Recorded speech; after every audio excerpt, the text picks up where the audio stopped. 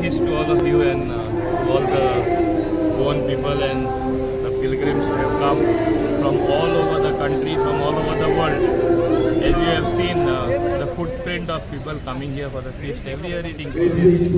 It increases because the devotion to St. Francis Xavier has increased, and it's for reason that whatever you pray, you get it. You ask for it and you get it. So to connect from God, people feel it is through St. Francis Xavier. That's how you have people walking all the way from Kolhapur, Belgaum, Karnataka, Maharashtra and all this. Why this is happening? Because it's rare faith. Spirituality is always good for society. Person stays stable, person stays good, and that is what is required, and that is what is promoted here at this platform which celebrates St. Francis Xavier. I wish all our Goan brothers and all the pilgrims who have come from elsewhere a very happy feast. May St. Francis Xavier bless you. May St. Francis Xavier make you realize your dreams to the intercession of God.